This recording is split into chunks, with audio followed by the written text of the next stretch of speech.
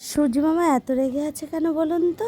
তার সমস্ত রাগ আর তেজ যেন পৃথিবীতে ঢেলে দিয়েছে।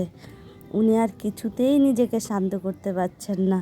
আর সেই তেজের আর এই সূর্য মামার তেজের আগুনে জ্বলে পড়ে মরছি আমরা। কি যে অবস্থা! তীব্র দাবদাহের মধ্যে মানে কোনো কিছু খেয়েও ভালো লাগছে না।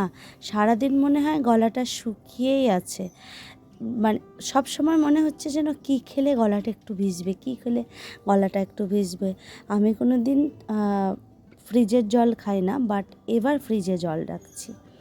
যাই হোক, এখন সন্ধ্যাবেলার থেকে ব্লগটা শুরু করলাম। এই যে দেখুন কি অবস্থা। সন্ধে দিতে এসছি, আর সন্ধে দিতে এসে দেখছি তেলটা বাড়ন্ত হয়ে রয়েছে, তাই 1 বোতল তেল আনালাম। এই 1 বোতল তেল আনালে কী হয় বলুন তো? 2 মাস তো আরামসে চলে যায়। আর এই দেখুন কি অবস্থা ফুলগুলোর। সকালে যে ফুলগুলো আমি দিয়ে গেছিলাম সেইগুলো পুরো পাপড়ের মতন হয়ে গেছে। দেখুন সব শুকিয়ে এমনি করে আছে। আর এই ফুলগুলো আমি এখন দিয়েছি ঠাকুরকে, তার জন্য এগুলো একটুখানি এই অবস্থা আছে। দেখুন কি অবস্থা, পুরো মনে হচ্ছে যেন আর কিছুক্ষণ থাকলেই পাপড় হয়ে যাবে। ঠাকুররাও এখন ভীষণ কষ্ট পাচ্ছে আমাদের ঘরে থেকে। উপরে তো তারা আর কষ্ট টষ্ট পায় না। যাই হোক, চলুন একটুখানি সন্ধ্যাবেলার স্ন্যাক্স বানাই।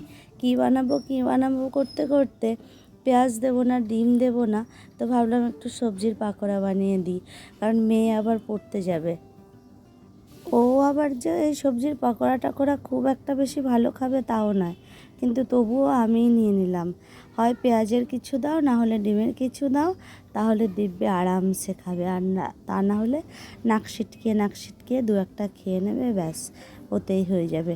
তবুও আমি বললাম যে আজকে আর আমি কিছুতেই এখন পেঁয়াজ লাগাবো না, কারণ শনিবার আছে কালকে, আমার সব ধোয়া হয়ে গেছে। এখন যদি আমি পেঁয়াজ আর ডিম লাগাই তাহলে আমাকে আবার রান্নাঘর পরিষ্কার করতে হবে, এটা আমার দ্বারা কিছুতেই সম্ভব নয়। তা আমাকে বললো ঠিক আছে তাহলে বানিয়ে দাও। যদিও কতটা খাবে এখন এটা বোঝার আর বিষয় আছে। যাই হোক, তাড়াহুড়ো করে সব কিছু দিয়ে সবজি মোটামুটি যেটুকুই ছিল, একটু আলু, গাজর আর হচ্ছে কয়েকটা ক্যাপসিকাম, এগুলো দিয়ে এই যে বানিয়ে নিয়েছি পকোড়া। কিন্তু যেই ভাবা সেই কাজ, খেয়ে গেলেন না। না, তার নাকি সময় নেই। তিনি তো চলে গেলেনই, সাথে বাপিকেও টানতে টানতে নিয়ে গেলেন। আমি খাবো না, বিশ্বাস করো মা, আমি রাতে এসে খাবো, এখন আমি শুধু জল বিস্কুট খেয়ে যাব। ঠিক আছে, তবে তাই যা। তো আমি এখন কি করব, আমি আর এই কটা করেই রেখে চলে এসেছি। এই কটা রূপুর জন্য নিয়ে যাব এই বাটিতে, আর ওকে দিয়ে এসে আমি মুড়ি দিয়ে খেয়ে নেব ওই কটা। কী আর করব বলুন, কিছু তো করার নেই। মনটা খারাপ হয়ে গেল যে তোর জন্য এত তাড়াহুড়ো করে করতে নিলাম, তা তুই খেলি না। আর এই যে চালগুলো দেখছেন, এগুলোকে আপনারা কী নামে জানেন জানি না, আমরা বলি কাউনের চাল। এই চালগুলো দিয়ে পায়েস খুব সুস্বাদু হয়। তো এই চালগুলো মিনার মেজ দিয়ে এসেছিলো কর্ণাটক থেকে, তখন নিয়ে এসেছিলো। তো আজ থেকে তাও মনে হয় 3-4 মাস আগে, তো তখন দিয়েছিল, তা ঘরেই রাখা ছিল। তা আমি ভাবলাম তাহলে আজকে একটুখানি পায়েস করে নিই, আর সেটা আপনাদের সঙ্গে একটু শেয়ারও করছি রেসিপিটা। তো আমার এখানে 1 কাপ মতো চাল হয়েছে, তো আমি ভালো করে কষলিয়ে ধুয়ে তারপরে একটুখানি ভিজিয়ে রেখে দিয়েছি। আর এখানে 2 লিটার দুধ আমি এই যে জাল দিয়ে রেখেছি অনেকক্ষণ থেকে। মানে কিছুটা ঘন হয়ে আসার পরে আমি চালগুলো দিয়ে দিলাম।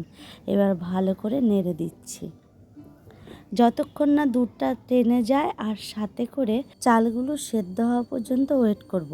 আর মাঝে মাঝে একটু ভালো করে নেড়ে চেড়ে দেবো, তা না হলে কিন্তু আবার একটু দলা পাকিয়ে যাওয়ার সম্ভাবনা থাকে।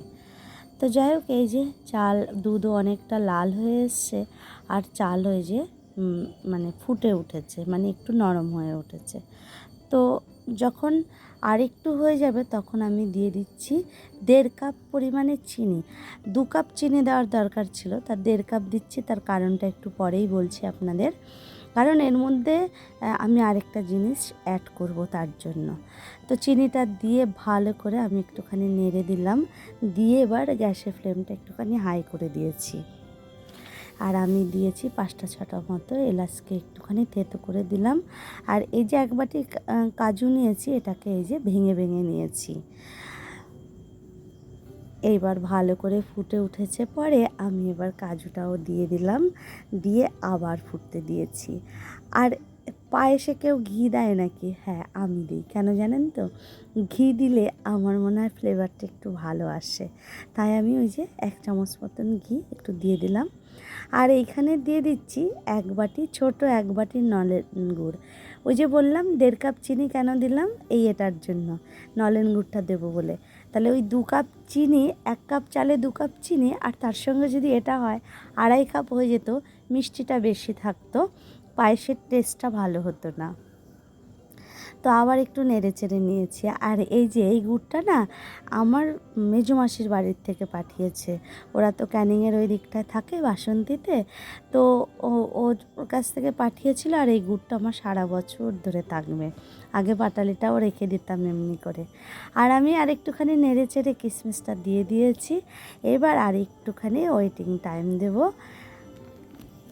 আমার গ্যাস কিন্তু জ্বলছে, মানে লো ফ্লেমে, দেখুন, দেখলেই বুঝতে পারবেন। আর জিনিসটা কি সুন্দর ঘন হয়ে গেছে, আর দেখতে বেশ ভালো হয়েছে। একটুখানি ঢাকা রেখে স্ট্যান্ডিং টাইম দিয়ে দিয়েছি। আর হয়ে গেছে আমার কাউনির চালের পায়েস। দেখতে কি সুন্দর হয়েছে না? খেতেও কিন্তু খুব টেস্টি হয়, এবং আমার মেয়ে তো ভীষণ পছন্দ করে এই পায়েসটা। তো এখন তো বাড়িতে নেই, ও আসলে পরেই আগে বলবে কি, মা গন্ধ বেরিয়েছে, একটুখানি খেতে দাও। ও ঠিক বুঝতে পারবে গেট দিয়ে যখন ঘরে ঢুকবে। যাই হোক, এই যে ওর জন্য আর ওর বাপের জন্য নিয়ে নিয়েছি। আর এইটা এখন আমি ওদেরকে একটু সার্ভ করে দিচ্ছি। আর আজকের মতো আমি এখানে ব্লগটা রাখছি। তো আপনারা সবাই ভালো থাকবেন, সুস্থ থাকবেন। আর আমার ব্লগটা ভালো লাগলে আমার চ্যানেলটিকে সাবস্ক্রাইব করে আমার পাশে থাকবেন।